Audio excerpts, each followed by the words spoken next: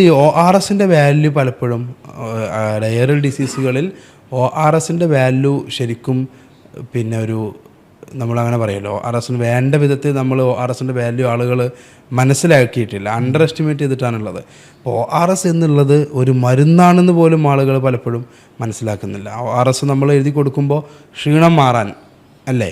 അപ്പോൾ വയറിളക്കത്തിന് ഡോക്ടറെ കാണിച്ചു, 3 മരുന്ന് കിട്ടി. ഒന്ന് പനി വരുമ്പോൾ കുടിക്കാനൊരു മരുന്ന്, പിന്നെ ഒരു മരുന്ന് ഒരു വിറ്റാമിൻ്റെ സിങ്ക് ആണല്ലോ, zinc is equal to vitamin അല്ലേ. മിനറൽ ആണെങ്കിലും ആളുകളുടെ മനസ്സിലത് വിറ്റാമിനാണ്. പിന്നെ ഒരു വിറ്റാമിൻ്റെ മരുന്ന് തന്നു, പിന്നെ ഒരു ക്ഷീണം മാറാൻ മരുന്ന് തന്നിട്ടുണ്ട്. ശരിക്കും ഒ ആർ എസ് ആണ് ശരിക്കും അതിലെ ഒ ആർ എസിൻ്റെ ഹിസ്റ്ററി പറയുന്നൊരു കാര്യമുണ്ട്. കോളറ കാരണം എത്രയോ ആളുകൾ ഇങ്ങനെ മരിച്ചു വീഴുന്ന സമയത്ത് ഒരു ഉപ്പും അതുപോലെ തന്നെ പഞ്ചസാരയും കൂടെ ചേർത്തിട്ട് ഒരു വെള്ളം ഉണ്ടാക്കി കഴിഞ്ഞ് കഴിഞ്ഞാൽ അതിൽ നമ്മളുടെ നിർജ്ജലീകരണം കുറേ മാറ്റാൻ പറ്റുന്നുണ്ട് ഒ ആർ എസ് കണ്ടെത്തുകയും അത് കൊടുക്കുകയും ചെയ്തതോടുകൂടി എത്രയോ ആളുകൾ ജീവിതത്തിലേക്ക് തിരിച്ചു വരുന്ന അവസ്ഥ ഉണ്ട്. എന്ന് വെച്ചാൽ വയറിളക്കി ശരീരത്തിൽ നിർജ്ജലീകരണം സംഭവിച്ച് മരണം എത്രയോ കൂടുതലുണ്ടായിരുന്ന ഒരു ഫേസ് ഉണ്ടായിരുന്നു. ആ ഫേസിൽ നിന്നൊരു തിരിച്ചു വരുന്നതിലേക്കൊക്കെ തീർച്ചയായിട്ടും ഒരു മാജിക്കൽ ഇൻവെൻഷൻ ആയിരുന്നല്ലോ, ഒരു വലിയൊരു മാജിക്കൽ മരുന്നാണത്. അപ്പോൾ അതൊരു മരുന്നാണ്. അതെ, അത് മരുന്നാന്ന് മനസ്സിലാക്കുക.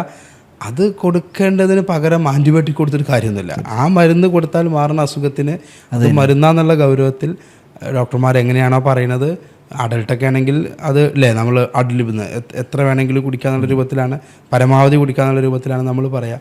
കുട്ടികളാണെങ്കിൽ അത് ചില കേസിലൊക്കെ നമ്മൾ കാൽക്കുലേറ്റ് ചെയ്തിട്ട് തന്നെ പറയും.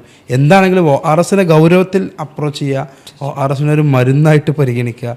ഒ ആർ എസ് പിന്നെ കറക്റ്റ് ചിലപ്പം കുട്ടികളൊക്കെ കഴിക്കുമ്പോൾ കുട്ടികൾ കഴിക്കൂല. അപ്പോൾ രക്ഷിതാക്കൾ പറയും ഒ ആർ എസ് കുട്ടി കഴിക്കൂല, അങ്ങനെ തന്നെ പറയും. നമ്മൾ എഴുതിക്കൊണ്ടിരിക്കുമ്പോൾ എഴുതണ്ട, ഒ ആർ എസ് എന്തായാലും കഴിക്കൂല, അതിൻ്റെ മെയിൻ മരുന്നാണ് എഴുതണ്ടെന്ന് പറയുന്നത്.